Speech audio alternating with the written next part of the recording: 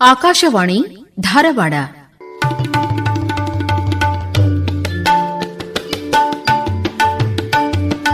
ಅಂಬೇಡ್ಕರ ಜ್ಞಾನಶೇಖರ, ಅಂಬೇಡ್ಕರ ಜ್ಞಾನಶೇಖರ, ಅನುಗಾಲದ ವಿಮೋಚನೆಯ ಉದಯ ಭಾಸ್ಕರ, ಅನುಗಾಲದ ವಿಮೋಚನೆಯ ಉದಯ ಭಾಸ್ಕರ. ದಲಿತ ಸೂರ್ಯನಾಗಿ ಬದುಕು ಬೆಳಕಾಗಿದೆ. ಭೀಮಯಾನ ಸ್ವಾಭಿಮಾನ, ಅಸ್ಮಿತೆ ಮತ್ತು ಸಾಮಾಜಿಕ ನ್ಯಾಯದೆಡೆಗೆ ಮಹಾಯಾನ. ಡಾಕ್ಟರ್ ಬಿಆರ್ ಅಂಬೇಡ್ಕರ್ ಎಜುಕೇಷನಲ್ ಮತ್ತು ಚಾರಿಟೇಬಲ್ ಟ್ರಸ್ಟ್ ಧಾರವಾಡ ಪ್ರಾಯೋಜಿಸಿರುವ ಬಾಬಾ ಸಾಹೇಬ್ ಅವರು ದಾಖಲಿಸಿದ ಜೀವನದ ಪ್ರಮುಖ ಘಟನೆಗಳನ್ನಾಧರಿಸಿದ ವಿಶೇಷ ಕಾರ್ಯಕ್ರಮ ಸರಣಿ. ರಚನೆ ಡಾಕ್ಟರ್ ಸದಾಶಿವ್ ಮರ್ಜಿ. ಪ್ರಸ್ತುತಿ ಶರಣಬಸವ ಚೋಳಿನ್ ಮತ್ತು ಮಾಲಾ ಸಾಮ್ರಾಣಿ. ಈ ಕಾರ್ಯಕ್ರಮದ ಪ್ರಾಯೋಜಕರು doctor BR Ambedkar educational and charitable trust Dharwad. 1929ರಲ್ಲಿ ಧಾರವಾಡದಲ್ಲಿ ಭಾರತ ರತ್ನ ಸಂವಿಧಾನ ಶಿಲ್ಪಿ ಡಾಕ್ಟರ್ ಬಾಬಾ ಸಾಹೇಬ್ ಅಂಬೇಡ್ಕರ್ ಅವರಿಂದ ಸ್ಥಾಪಿತವಾದ ಸಂಸ್ಥೆ doctor BR Ambedkar educational and charitable trust Dharwad. ಕರ್ನಾಟಕದಲ್ಲಿ ಡಾಕ್ಟರ್ ಬಾಬಾ ಸಾಹೇಬ್ ಅಂಬೇಡ್ಕರ್ ಅವರಿಂದ ಸ್ಥಾಪಿತವಾದ ಏಕೈಕ ಸಂಸ್ಥೆ ಎಂಬ ಹೆಗ್ಗಳಿಕೆ. ಕರ್ನಾಟಕದ ಶಿಕ್ಷಣ ವಂಚಿತ ಸಮುದಾಯಕ್ಕೆ ಅಕ್ಷರದ ಹೆಬ್ಬಾಗಿಲು ತೆರೆಯಬೇಕೆಂಬ ಹಿರಿದಾಸೆಯಿಂದ ತಲೆ ಎತ್ತಿದ ಪ್ರತಿಷ್ಠಿತ ಸಂಸ್ಥೆ. ಕೇವಲ 16 ವಿದ್ಯಾರ್ಥಿಗಳೊಂದಿಗೆ ಆರಂಭಗೊಂಡು ಕಾಲಕ್ರಮೇಣ ಹೆಮ್ಮರವಾಗಿ ಬೆಳೆದು 1985ರಲ್ಲಿ ಈ ಐತಿಹಾಸಿಕ ನೆಲದಲ್ಲಿ ನಾಡಚೇತನ ಕರ್ನಾಟಕದ ಅಂಬೇಡ್ಕರ್ ಎಂದೇ ಖ್ಯಾತರಾದ ಬಿ ಬಸವಲಿಂಗಪ್ಪ ಅವರು ಬುದ್ಧರಕ್ಕಿತ ವಸತಿ ಪ್ರೌಢಶಾಲೆಯನ್ನು ಆರಂಭಿಸಿದರು. ಹೀಗೆ ಇಡೀ ರಾಜ್ಯದಲ್ಲೇ ಸುಸಜ್ಜಿತವಾದ ವಸತಿಯುತ ಹಾಸ್ಟೆಲ್ ನಿರ್ಮಿಸಿ ಗ್ರಾಮೀಣ ಭಾಗದ ಬಡ ಮಕ್ಕಳಿಗೆ ಗೌರವದ ಬದುಕನ್ನು ನೀಡುತ್ತಿದೆ doctor BR Ambedkar educational and charitable trust Dharwad. ಕೇಳಿ ಭೀಮಯಾನ. ಆತ್ಮೀಯ ಕೇಳೋಗ್ರೆ, ಆಗಿನ ಕಾಲದೊಳಗೆ ಒಂದು ಮಹಾರ್ ಸಮುದಾಯ ಅಂದರೆ ನಿರ್ಲಕ್ಷಿತ ಒಂದು ಸಮುದಾಯಕ್ಕೆ ಒಳಪಟ್ಟಂಥದ್ದು. ಹೀಗಾಗಿ ಆರಂಭಿಕವಾಗಿ ಅಂಬೇಡ್ಕರ್ ಅವರು ಸಾಕಷ್ಟು ತಿರಸ್ಕಾರವನ್ನು ಅನುಭವಿಸಬೇಕಾಯ್ತು. ನೀರು ನಾವು ಜೀವಜಲ ಅಂತ ಹೇಳ್ತೀವಿ, ಎಲ್ಲರಿಗೂ ಕೂಡ ನೀರು ನಿಸರ್ಗದಿಂದ ಸಿಗೋದು ನಮ್ಮ ಧರ್ಮ, ಅವರಿಗೆ ದೊರಕಿಸಬೇಕಾದ ಧರ್ಮ ಅಂತ ಹೇಳ್ತೀವಿ. ಆದರೆ ಆಗಿನ ಕಾಲದೊಳಗೆ ಸ್ವಚ್ಛವಾದ ತಿಳಿಯಾದ ನೀರು ಸಿಗೋದು ಸಹಿತ ದುಸ್ತರಾಗಿತ್ತು ಅಂಬೇಡ್ಕರ್ ಅಂತವರಿಗೆ. ಅದನ್ನು ಅವರು ಸಾಕಷ್ಟು ಹೋರಾಟ ಮಾಡಿ ಪಡ್ಕೊಳ್ಬೇಕಾಗ್ತದೆ. ಆಮೇಲೆ ಸ್ವಚ್ಛವಾದ ನೀರು ಎಲ್ಲಿ ಹುಡುಕಿದ್ರೂ ಸಿಗ್ತಿರ್ಲಿಲ್ಲ. ರಾಡಿಯುಕ್ತವಾದ ನೀರು ಮತ್ತೆ ಅಲ್ಲಿ ಎಲ್ಲೂ ಹರಿತಿರುವಂಥ ನೀರು, ಅದನ್ನು ಕುಡಿದು ಬದುಕಬೇಕಾಗಿತ್ತು. ಎಷ್ಟು ಜನ ತಮ್ಮ ಈ ಥರ ನೀರು ಸೇವನೆ ಮಾಡಿ ಆರೋಗ್ಯವನ್ನು ಕೂಡ ಹಾಳು ಮಾಡ್ಕೊಂಡಿದ್ರು. ಇದು ಅಂಬೇಡ್ಕರ್ ಅವರ ಮನಸ್ಸನ್ನು ಬಹಳ ಘಾಸಿಗೊಳಿಸಿತು. ಅದಕ್ಕಾಗಿ ಅವರು ಹೋರಾಟ ಮಾಡದೆ ನಾವೇನು ಮಾಡ್ಲಿಕ್ಕೆ ಸಾಧ್ಯ ಇಲ್ಲ.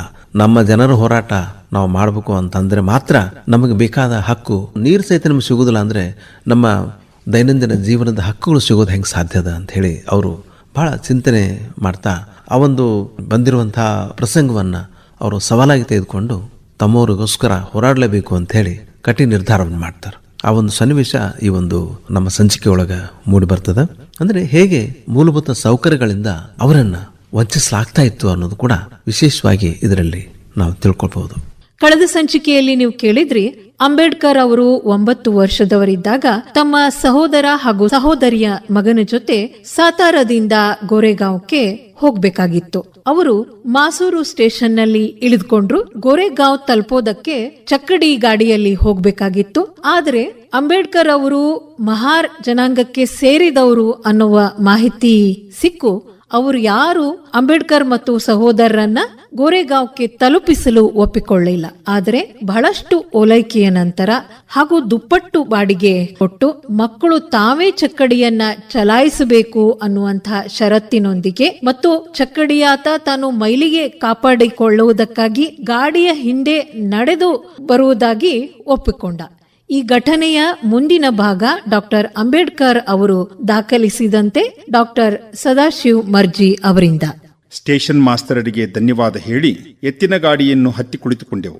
ನಮ್ಮ ಹಿರಿಯ ಸಹೋದರ ಎತ್ತುಗಳ ಮೂಗುದಾಣ ಹಗ್ಗ ಹಿಡಿದುಕೊಂಡು ಗಾಡಿಯನ್ನು ಚಲಿಸಲು ಪ್ರಾರಂಭಿಸಿದ. ರೈಲ್ವೆ ಸ್ಟೇಷನ್ಗೆ ಹತ್ತಿರದಲ್ಲಿಯೇ ಒಂದು ನದಿಯು ಹರಿಯುತ್ತಿದ್ದಿತು. ಅಲ್ಲಲ್ಲಿ ತಗ್ಗುಗಳಲ್ಲಿ ನೀರು ನಿಂತಿದ್ದು ಬಿಟ್ಟರೆ ಇಡೀ ನದಿಯೇ ಬತ್ತಿ ಹೋಗಿತ್ತು. ದಾರಿ ಮಧ್ಯೆ ಎಲ್ಲಿಯೂ ನೀರು ಸಿಗದಿರುವುದರಿಂದ ಅಲ್ಲಿಯೇ ಸ್ವಲ್ಪ ಹೊತ್ತು ತಂಗಿ ಊಟ ಮಾಡುವುದೆಂದು ಗಾಡಿಯವ ತಿಳಿಸಿದ್ದರಿಂದ ನಾವು ಒಪ್ಪಿಕೊಂಡು ಅಲ್ಲಿಯೇ ತಂಗಲು ನಿರ್ಧರಿಸಿದೆವು. ಆತ ಹತ್ತಿರದಲ್ಲಿರುವ ಗ್ರಾಮಕ್ಕೆ ತೆರಳಿ ಊಟ ಮಾಡಿಕೊಂಡು ಹಿಂತಿರುಗುವುದಾಗಿ ನಮಗೆ ತಿಳಿಸಿದ. ಅಲ್ಲಿಂದ ನಿರ್ಗಮಿಸಿದ.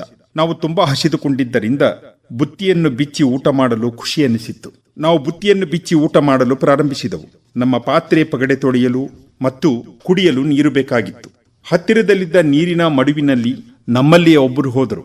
ಆದರೆ ಅಲ್ಲಿದ್ದ ನೀರು ನೀರಾಗಿರಲಿಲ್ಲ, ಅದು ರಾಡಿ ನೀರಾಗಿತ್ತು. ಮನುಷ್ಯರು ಉಪಯೋಗಿಸಲು ಆ ನೀರು ಯೋಗ್ಯವಾಗಿರಲಿಲ್ಲ. ನೀರಿನಲ್ಲಿದ್ದ ಹೊಲಸು ವಾಸನೆಯು ಗಾಢವಾಗಿದ್ದುದರಿಂದ ನಾವು ನೀರು ಕುಡಿಯಲು ಆಗಲಿಲ್ಲ. ಹೊಟ್ಟೆ ತುಂಬುವ ಮೊದಲೇ ನಮ್ಮ ಊಟದ ಶಾಸ್ತ್ರವನ್ನು ಮುಗಿಸಬೇಕಾಗಿ ಬಂತು. ಆಮೇಲೆ ಎತ್ತಿನ ಗಾಡಿಯವನಿಗಾಗಿ ನಾವು ಕಾಯುತ್ತಾ ಕುಳಿತುಕೊಂಡು ಬಿಟ್ಟೆವು. ಬಹಳ ಹೊತ್ತಿನವರೆಗೆ ಆತ ಬರಲಿಲ್ಲ. ಆತನಿಗಾಗಿ ಎಲ್ಲ ದಿಕ್ಕುಗಳಲ್ಲಿಯೂ ಹುಡುಕಾಟವನ್ನು ಪ್ರಾರಂಭಿಸಿದೆವು. ಕೊನೆಗೆ ಆತ ಬಂದ.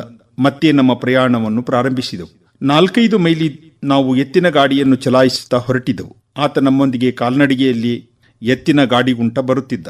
ಇದ್ದಕ್ಕಿದ್ದಂತೆ ಆತ ಎತ್ತಿನ ಗಾಡಿ ಏರಿದವನೇ ನಮ್ಮ ಕೈಯಲ್ಲಿದ್ದ ಮೂಗುದಾರವನ್ನು ತೆಗೆದುಕೊಂಡು ಗಾಡಿಯನ್ನು ಚಲಾಯಿಸಲು ಪ್ರಾರಂಭಿಸಿದ. ಯಾವ ವ್ಯಕ್ತಿ ಮೈಲಿಗೆಯ ಭಯದಿಂದ ತನ್ನ ಎತ್ತಿನ ಗಾಡಿಯನ್ನು ಬಾಡಿಗೆಗೆ ನೀಡಲು ಕೆಲ ಹೊತ್ತಿನ ಮುಂಚೆ ನಿರಾಕರಿಸಿದ್ದನೋ, ಅದೇ ವ್ಯಕ್ತಿ ಧಾರ್ಮಿಕ ಕಟ್ಟಳೆಗಳನ್ನೂ ಲೆಕ್ಕಿಸದೆ ನಮ್ಮೊಂದಿಗೆ ಎತ್ತಿನ ಗಾಡಿಯಲ್ಲಿ ಕುಳಿತುಕೊಳ್ಳಲು ತೀರ್ಮಾನಿಸಿದ್ದು ನಮಗೆ ಅಚ್ಚರಿಯನ್ನುಂಟು ಮಾಡಿದ್ದಿತು. ಇದು ಆತನ ವಿಚಿತ್ರ ವರ್ತನೆಯಾಗಿತ್ತು. 3 ತಾಸಿಗೂ ಅಧಿಕವಾದ ಸಮಯವಾಗಿತ್ತು. ಗೋರೆಗಾವನ್ನು ತಲುಪುವ ಯಾವ ಸೂಚನೆಯೂ ನಮಗೆ ಗೋಚರಿಸಲಿಲ್ಲ. ನಮ್ಮೊಳಗೆ ವಿಚಿತ್ರ ಚಿಂತನೆ ಶುರುವಾಯಿತು. ಎತ್ತಿನ ಗಾಡಿಯವನು ನಮ್ಮನ್ನು ನಿರ್ಜನ ಪ್ರದೇಶಕ್ಕೆ ಕರೆದುಕೊಂಡು ಹೋಗಿ ಕೊಲ್ಲುವನೇನೋ ಎನ್ನುವ ಭಯ ನಮ್ಮನ್ನು ಕಾಡಲು ಶುರುವಾಯಿತು. ಎತ್ತಿನ ಗಾಡಿಯವನು ವಿಶ್ವಾಸದ್ರೋಹ ಮಾಡುವನೇನೋ ಎಂದು ಆತನ ಮೇಲೆ ಸಂಶಯ ಹುಟ್ಟಿಕೊಂಡಿತು. ನಾವು ಬಹಳಷ್ಟು ಬಂಗಾರದ ಒಡವೆಗಳನ್ನು ಮೈಮೇಲೆ ಹಾಕಿಕೊಂಡಿದ್ದೆವು. ಆದುದರಿಂದ ಅದನ್ನು ದೋಚಲು ಆತ ಈ ರೀತಿ ಯೋಚಿಸಿರುವನೇ ಎಂದು ಆತನ ಮೇಲೆ ಸಂಶಯ ಬೆಳೆಯತೊಡಗಿತು. ಕೋರೆಗಾಂವ್ ಇನ್ನೆಷ್ಟು ದೂರವಿದೆ ಎಂದು ಆತನನ್ನು ನಾವು ಕೇಳಲು ಪ್ರಾರಂಭಿಸಿದೆವು. ಅದು ಬಹಳ ದೂರವಿಲ್ಲ, ಇನ್ನ ಸ್ವಲ್ಪ ಹೊತ್ತಿನಲ್ಲಿಯೇ ತಲುಪುತ್ತೇವೆ ಎಂದು ಆತ ಗಡುಸಾಗಿಯೇ ಹೇಳಿದ. ರಾತ್ರಿ 10ರ ವೇಳೆಯಾದರೂ ಗೋರೆಗಾಂವ್ನ ಸುಳಿವೇ ಇಲ್ಲ. ಚಿಕ್ಕ ಹುಡುಗರಾಗಿದ್ದ ನಾವು ಅಳಲು ಪ್ರಾರಂಭಿಸಿದೆವು. ನಮ್ಮ ಅಳುವು ಮತ್ತು ದುಃಖ ಬಹಳ ಹೊತ್ತಿನವರೆಗೆ ಮುಂದುವರಿದೇ ಇತ್ತು. ಎತ್ತಿನ ಗಾಡಿಯವ ಅದರ ಬಗ್ಗೆ ಕಿಂಚಿತ್ತೂ ತಲೆ ಕೆಡಿಸಿಕೊಳ್ಳಲಿಲ್ಲ. ಅನತಿ ದೂರದಲ್ಲಿ ದೀಪವೊಂದು ಉರಿಯುತ್ತಿರುವುದನ್ನು ನಾವು ಗಮನಿಸಿದೆವು. ನೀವು ಆ ದೀಪ ನೋಡಿದಿರಾ? ಅದು ತೆರಿಗೆ ಕಲೆಕ್ಟರ್ನ ಗುಡಿಸಲ ದೀಪವಾಗಿದೆ. ಈ ರಾತ್ರಿ ಅಲ್ಲಿಯೇ ತಂಗೋಣ ಎಂದು ಆತ ತಿಳಿಸಿದ. ಆಗ ನಮಗೆ ಸಮಾಧಾನವಾಗಿ ಅಳುವುದನ್ನು ನಿಲ್ಲಿಸಿದೆವು. ದೀಪವು ಬಹಳ ದೂರದಲ್ಲಿತ್ತು ಮತ್ತು ಅದನ್ನು ತಲುಪಲು ಸಾಧ್ಯವೇ ಇಲ್ಲವೇನೋ ಅನ್ನಿಸುತ್ತಿತ್ತು. ನಾವು ಗೋರೆಗಾಂವ್ನ ಸರಿಯಾದ ಮಾರ್ಗದಲ್ಲಿಯೇ ಹೊರಟಿದ್ದೇವೆಯೋ ಅಥವಾ ಬೇರೆ ದಾರಿಯಲ್ಲಿಯೋ ಎಂದು ಪದೇ ಪದೇ ಎತ್ತಿನ ಗಾಡಿಯವನನ್ನು ಪ್ರಶ್ನಿಸುತ್ತಲೇ ಇದ್ದೆವು. ಕೊನೆಯದಾಗಿ ತೆರಿಗೆ ಕಲೆಕ್ಟರ್ನ ಗುಡಿಸಲು ತಲುಪಿದಾಗ ಮಧ್ಯರಾತ್ರಿ ಆಗಿತ್ತು. ಅದು ಬೆಟ್ಟದ ಅಡಿಗೆ ಹೊಂದಿಕೊಂಡಿದ್ದಿತು. ನಾವು ಅಲ್ಲಿ ತಲುಪಿದಾಗ ರಾತ್ರಿ ಹೊತ್ತು ವಿಶ್ರಾಂತಿಗಾಗಿ ತಂಗಿದ್ದ ಹೆಚ್ಚಿನ ಸಂಖ್ಯೆಯಲ್ಲಿನ ಎತ್ತಿನ ಗಾಡಿಗಳನ್ನು ಅಲ್ಲಿ ನಾವು ಗಮನಿಸಿದೆವು. ನಾವು ಬಹಳ ಹಸಿದುಕೊಂಡಿದ್ದೆವು ಮತ್ತು ಊಟ ಮಾಡುವ ಇಚ್ಛೆ ಹೊಂದಿದ್ದೆವು. ಆದರೆ ಮತ್ತೆ ನೀರಿನ ಪ್ರಶ್ನೆಯು ನಮಗೆದುರಾಯಿತು. ನಮಗೆ ನೀರು ತಂದುಕೊಡಲು ಸಾಧ್ಯವೇ ಎಂದು ಎತ್ತಿನ ಗಾಡಿಯವನನ್ನು ಕೇಳಿಕೊಂಡೆವು. ತೆರಿಗೆ ಕಲೆಕ್ಟರ್ ಹಿಂದೂ ಎಂದು ನಮ್ಮನ್ನು ಎಚ್ಚರಿಸಿದ. ನೀವು ಮಹಾರ್ರೆಂದು ನಿಜ ಸಂಗತಿಯನ್ನು ತಿಳಿಸಿದರೆ ನಿಮಗೆ ನೀರು ದೊರೆಯಲಾರದೆಂದು ಆತ ತಿಳಿಸುತ್ತಾ, ನೀವು ಮುಸ್ಲಿಮರೆಂದು ಭಾವಿಸಿ ಮತ್ತು ನಿಮ್ಮ ಅದೃಷ್ಟ ಪರೀಕ್ಷಿಸಿಕೊಳ್ಳಿರಿ ಎಂದು ಹೇಳಿದ. ಆತನ ಉಪದೇಶದಂತೆ ತೆರಿಗೆ ಕಲೆಕ್ಟರ್ನ ಗುಡಿಸಲಿಗೆ ಹೋಗಿ ನೀರು ಕುಡಿ ಎಂದು ನಾನು ಕೇಳಿಕೊಂಡೆನು. ನೀವು ಯಾರು ಎಂದು ಆತ ವಿಚಾರಿಸಿದ. ನಾವು ಮುಸಲ್ಮಾನರೆಂದು ನಾನು ಉತ್ತರಿಸಿದೆ. ಆತನಿಗೆ ಯಾವುದೇ ರೀತಿಯಲ್ಲಿ ನಾವು ಮುಸಲ್ಮಾನರಲ್ಲವೆಂಬ ಸಂಶಯ ಬರಬಾರದೆಂದು ನನಗೆ ಸರಿಯಾಗಿ ತಿಳಿದಿದ್ದ ಉರ್ದುವಿನಲ್ಲಿಯೇ ಆತನೊಂದಿಗೆ ಸಂಭಾಷಿಸಿದೆ. ಅದು ಫಲಿಸಲಿಲ್ಲ. ನಿಮಗೆ ಇಲ್ಲಿ ನೀರು ಇಟ್ಟಿರುವವರಾರು? ಗುಡ್ಡದ ಮೇಲೆ ನೀರಿದೆ. ನಿಮಗೆ ಬೇಕಿದ್ದರೆ ಅಲ್ಲಿಯೇ ಹೋಗಿ ನೀರು ತೆಗೆದುಕೊಳ್ಳಿ, ನನ್ನ ಹತ್ತಿರವಿಲ್ಲ ಎಂದು ಖಾರವಾಗಿಯೇ ಹೇಳಿದ. ನನ್ನ ವಿನಂತಿಯನ್ನು ಆತ ಕಡ್ಡಿ ಮುರಿದಂತೆ ತಿರಸ್ಕರಿಸಿಬಿಟ್ಟ. ನಾನು ಎತ್ತಿನ ಗಾಡಿಗೆ ಹಿಂತಿರುಗಿ ಬಂದು ಆತ ನೀಡಿದ ಉತ್ತರವನ್ನು ನನ್ನ ಸಹೋದರನಿಗೆ ತಿಳಿಸಿದೆ.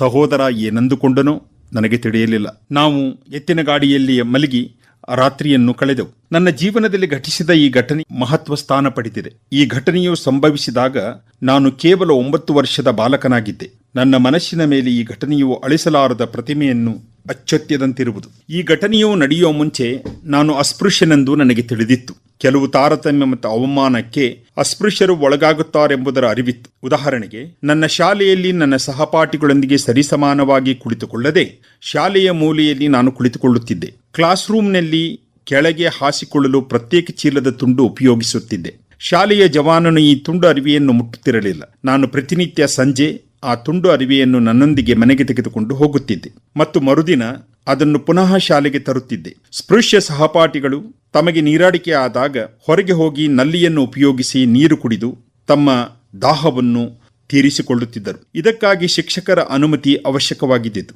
ಆದರೆ ನನ್ನ ಪರಿಸ್ಥಿತಿ ತೀರಾ ಭಿನ್ನವಾಗಿದ್ದಿತು. ನಾನು ನಲ್ಲಿಯನ್ನು ಮುಟ್ಟುವಂತಿರಲಿಲ್ಲ. ಸ್ಪೃಶ್ಯ ಜಾತಿಯವರಾರಾದರೂ ನಲ್ಲಿಯನ್ನು ಪ್ರಾರಂಭಿಸಿದಲ್ಲಿ ಮಾತ್ರ ದೂರದಿಂದಲೇ ನಾನು ನೀರನ್ನು ಕುಡಿಯಬೇಕಾಗಿತ್ತು. ಇಲ್ಲದಿದ್ದರೆ ನನ್ನ ನೀರಡಿಕೆಯನ್ನು ತೀರಿಸಿಕೊಳ್ಳುವುದು ಸಾಧ್ಯವಿರಲಿಲ್ಲ. ನನಗೆ ಸಂಬಂಧಿಸಿದಂತೆ ಶಿಕ್ಷಕರ ಅನುಮತಿ ಮಾತ್ರ ಸಾಕಾಗಿರಲಿಲ್ಲ. ಇಂತಹ ಉದ್ದೇಶಕ್ಕಾಗಿ ಶಿಕ್ಷಕರು ಶಾಲೆಯ ಜವಾನನನ್ನೇ ಉಪಯೋಗಿಸಿ ಆತನಿಂದಲೇ ನೀರು ನೀಡಲು ಪ್ರಯತ್ನಿಸುತ್ತಿದ್ದರಿಂದ ಜವಾನನ ಉಪಸ್ಥಿತಿಯು ಅವಶ್ಯಕವಾಗಿತ್ತು. ಒಂದು ವೇಳೆ ಜವಾನನು ಇರದಿದ್ದರೆ ನೀರಿಲ್ಲದೆ ನಾನು ಬಳಲಬೇಕಾದ ಪರಿಸ್ಥಿತಿ ಇತ್ತು. ಜವಾನನಿಲ್ಲದಿದ್ದರೆ ನೀರೂ ಇಲ್ಲ ಎನ್ನುವಂತಹ ಅಸಹಾಯಕತೆಯ ಮೂಲಕ ಈ ಪರಿಸ್ಥಿತಿಯನ್ನು ವಿಶ್ಲೇಷಿಸಬಹುದು. ಈ ಘಟನೆಯಿಂದ ನಾನು ದಿಗ್ಭ್ರಾಂತನಾಗಿದ್ದೆ. ಸರ್, ಬಾಲ್ಯ ಜೀವನದಲ್ಲಿ ನಡೆದಂಥ ಕೆಲವು ಘಟನೆಗಳು ಮನಸ್ಸಿಗೆ ಅವು ನೋವುಂಟು ಮಾಡಿದ್ರೆ ಅದನ್ನ ನಾವು ಇಡೀ ಜೀವನ ಮರೀಲಿಕ್ಕಾಗುವುದಿಲ್ಲ. ಇದು ಕೂಡ ಅದೇ ತರದ ಘಟನೆ ಅಂಬೇಡ್ಕರ್ ಅವರಿಗೆ. ಈ ಘಟನೆ ಅಂಬೇಡ್ಕರ್ ಅವರ ಜೀವನದ ಮೇಲೆ ಯಾವ ರೀತಿಯ ಪ್ರಭಾವವನ್ನ ಬೀರ್ತು ಅಂತ ಹೇಳ್ತೀರಿ? ಡಾಕ್ಟರ್ ಅಂಬೇಡ್ಕರ್ ಅವರ ವ್ಯಕ್ತಿತ್ವದ ಮೇಲೆ ಗಾಢವಾದ ಪ್ರಭಾವವನ್ನು ಬೀರಿರುವಂತಹ ಕೆಲವು ಘಟನೆಗಳಲ್ಲಿ ಇದು ಕೂಡ ಒಂದು. ಅವರು ಒಂದು ಕಡೆ ಹೇಳ್ತಾರೆ, ತಮ್ಮ ಆರಂಭಿಕ ಜೀವನದಲ್ಲಿ ಅಸ್ಪೃಶ್ಯತೆಯ ಅವಮಾನದ ಅನುಭವಗಳು ಬಹಳ ಗಾಢವಾದ ಪ್ರಭಾವವನ್ನು ನನ್ನ ಮೇಲೆ ಉಂಟು ಮಾಡಿದ್ವು ಮತ್ತು ನಾನು ಅವಾಗಲೇ ಈ ವ್ಯವಸ್ಥೆ ವಿರುದ್ಧ ಹೋರಾಟ ಮಾಡಬೇಕು ಅನ್ನತಕ್ಕಂಥ ಒಂದು ಛಲವನ್ನು ಬೆಳೆಸ್ಕೊಂಡು ಬೆಳೆದೆ ನಾನು ಅಂತ ಹೇಳುವಂತಹದ್ದು. ಡಾಕ್ಟರ್ ಅಂಬೇಡ್ಕರ್ ಅವರು ತಮ್ಮ ಉನ್ನತ ವ್ಯಾಸಂಗವನ್ನು ಮುಗಿಸಿ ಭಾರತಕ್ಕೆ ಮರಳಿದ ನಂತರ 1924 ಬಹಿಷ್ಕೃತ ಹಿತಕಾರಿಣಿ ಸಭಾ ಅನ್ನುವಂಥ ಸಂಸ್ಥೆಯನ್ನು ಹುಟ್ಟು ಹಾಕ್ತಾರೆ. ಈ ಸಂಸ್ಥೆಯ ಬಹುಮುಖ್ಯವಾಗಿರತಕ್ಕಂಥ ಉದ್ದೇಶ ಏನಂದ್ರೆ 2000 ವರ್ಷಗಳಿಂದ ಭಾರತದಲ್ಲಿರುವ ಅಸ್ಪೃಶ್ಯರು ಏನು ಸಮಾಜೋ ಸಾಂಸ್ಕೃತಿಕ ಅಸ್ಮಿತೆಯನ್ನ ಕಳೆದುಕೊಂಡಿದ್ರು ಅಂತಹ ಅಸ್ಮಿತೆಯನ್ನ ದೊರಕಿಸಿಕೊಡುವಂತಹದ್ದು ಒಂದು ಕಡೆ. ಇನ್ನೊಂದು ಕಡೆಗೆ ದಲಿತರು ಸ್ವಾಭಿಮಾನದಿಂದ ಸ್ವಾವಲಂಬನೆಯಿಂದ ಬದುಕು ಕಟ್ಟಿಕೊಳ್ಳುವಂತಹ ಸಂಸ್ಕಾರವನ್ನ ನೀಡುವ ಉದ್ದೇಶದಿಂದ ಈ ಸಂಸ್ಥೆಯನ್ನು ಅಂಬೇಡ್ಕರ್ ಪ್ರಾರಂಭ ಮಾಡ್ತಾರೆ. ಈ ಘಟನೆಯೊಳಗೆ ಅಂಬೇಡ್ಕರ್ ಅವರು ಕುಡಿಯೋ ನೀರಿಗಾಗಿ ಪಡುವಂತಹ ಏನು ಅನುಭವ ಇದೆ, ನೀರಿಗಾಗಿ ಅತ್ಯಂತ ಕಠಿಣ ಪರಿಶ್ರಮ ವಹಿಸುವಂತಹದ್ದು ಏನಿದೆ, ಇದು ನಿಜಕ್ಕೂ ಕೂಡ ಭಾರತದ ದಲಿತರಿಗೆ ಮಾಡಿರತಕ್ಕಂಥ ಬಹಳ ದೊಡ್ಡ ಅನ್ಯಾಯ ಅಂತ ಅನ್ನುವಂತಹದ್ದು. ಯಾಕೆಂದ್ರೆ ನೈಸರ್ಗಿಕ ಸಂಪನ್ಮೂಲವಾಗಿರುವಂತಹ ನೀರು ನಿರಾಕರಣೆ ಮಾಡುವುದರ ಮೂಲಕ ದಲಿತರನ್ನ ಹತ್ತಿಕ್ಕುವಂತಹ ಕೆಲಸ ಈ ದೇಶದೊಳಗೆ ನಡೀತು ಅಂತ ಅನ್ನುವಂಥದ್ದು ಕೂಡ ಕಟು ವಾಸ್ತವ. ನೀರು ಜೀವನಕ್ಕೆ ಬಹಳ ಅಗತ್ಯ. ಎಲ್ಲಿ ನೀರಿರ್ತದ ಅಲ್ಲಿ ಬದುಕು ಕಟ್ಟಿಕೊಂಡಿರತಕ್ಕಂತಹದ್ದನ್ನು ಇತಿಹಾಸದಲ್ಲಿ ನಾವು ಕಂಡಿದ್ದೇವೆ. ಬಹುತೇಕ ನಾಗರಿಕತೆಗಳು ಹುಟ್ಟಿಕೊಂಡಿದ್ದೇ ನೀರಿನ ಮೂಲದಿಂದ. ನೀರು ಜೀವಜಲ.